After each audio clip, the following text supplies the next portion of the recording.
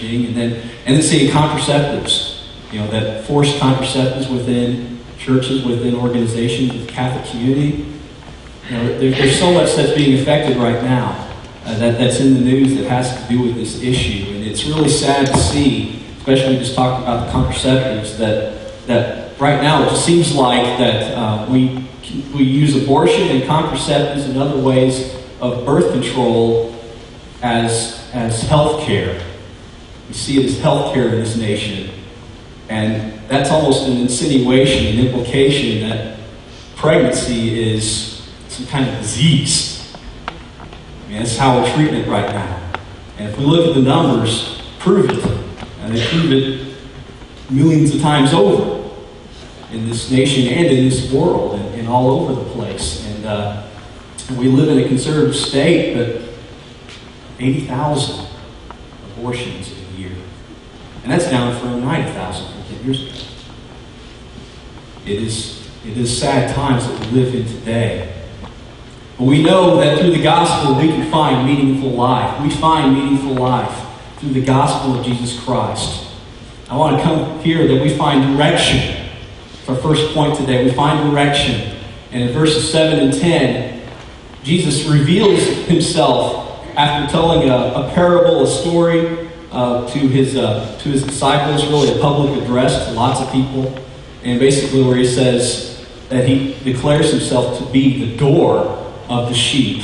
He's describing a sheep pen. He's describing it's got walls and it's got one door. And in the sheep pen, all the sheep come in and all the sheep go out through the door. And the shepherd is the only one that goes through that door. The others that come through, thieves and robbers and others that are false shepherds, they come in another way. They never come through that door. Now, he's not describing something that they're mesmerized about. The people that are listening to it, they're like, wow, I've never heard this before. No, they see it every day. He was talking to a lot of people that knew about shepherding, and that is their culture. That's what they do. They build sheep pens that are like that. There are multiple flocks that go into those sheep pens. They hire a porter to basically be the door. They don't have a swinging door. They have a porter that just lays there at night, and he is the doorkeeper.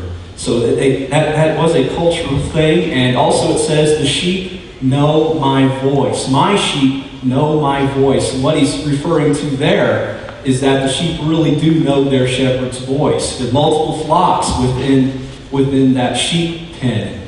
And the shepherd can come up, and his unique call, his sheep come to him, and none of the others. It's been done time and time again, and it's really part of their culture, is that multiple shepherds can come at once, make their unique calls, and the sheep come right to them each and every time. It's a trainable thing. We think of sheep to be dumb animals, and mostly they are, but man, that's great.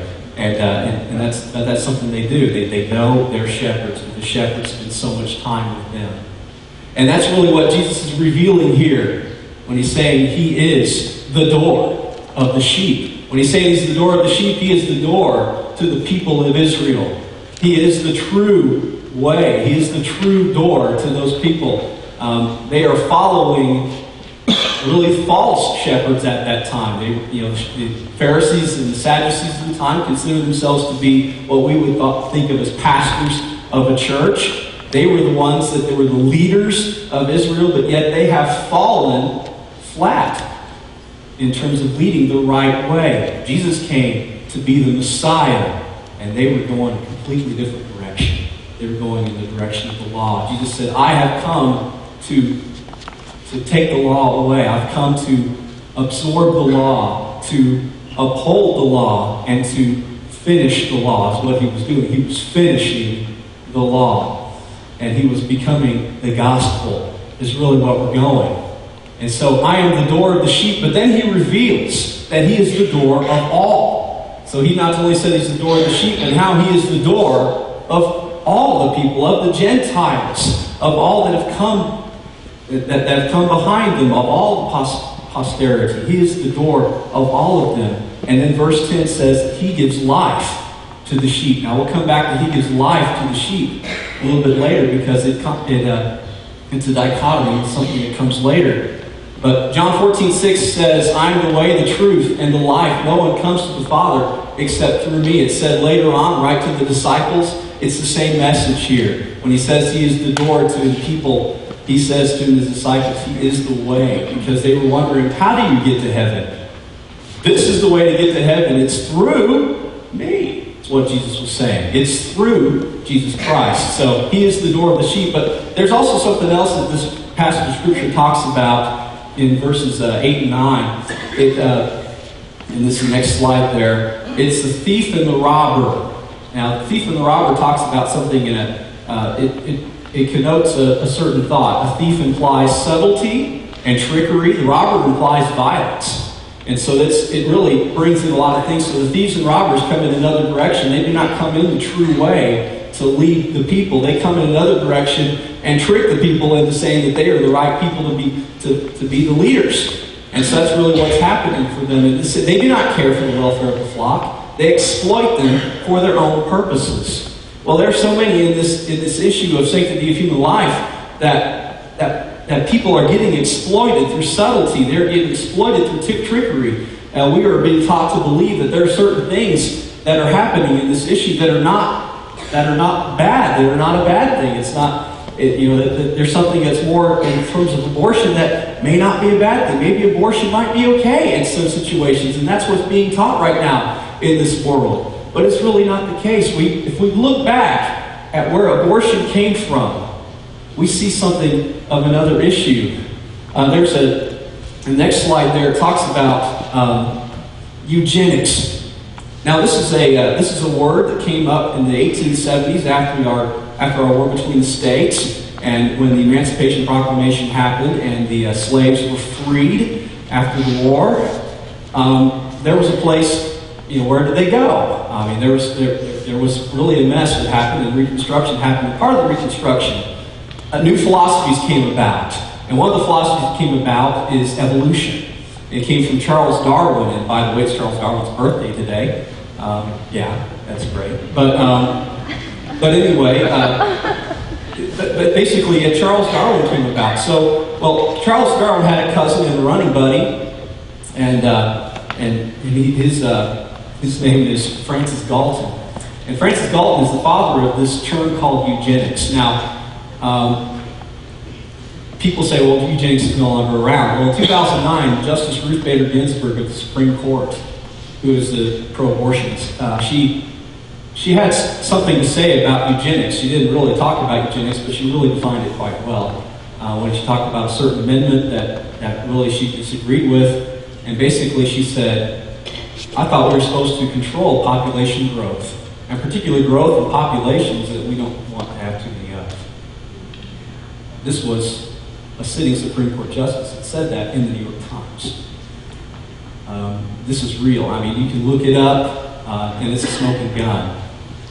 Basically, Charles Darwin, if you looked at one of his original books of The Origin of Species, you see an original title. You don't see too many of these anymore. They want to hide this, but it says, On the Origin of Species by Means of Natural Selection or the Preservation of Favored Races in the Struggle for Life.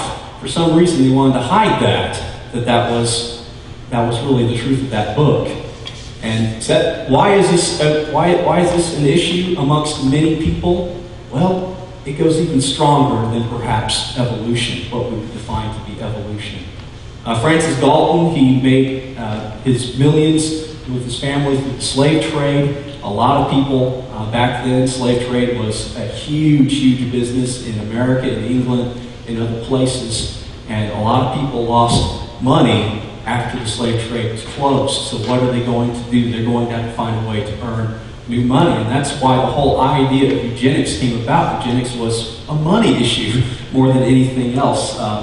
So anyway, I want to talk about something else about eugenics, and then move on. But the American Eugenics Society was formed at this time, and they needed to have a front person, and they hired somebody that needed money. And her name was Margaret Sanger, and she was the founder of the American Birth Control League. And so basically she became part of that eugenics movement.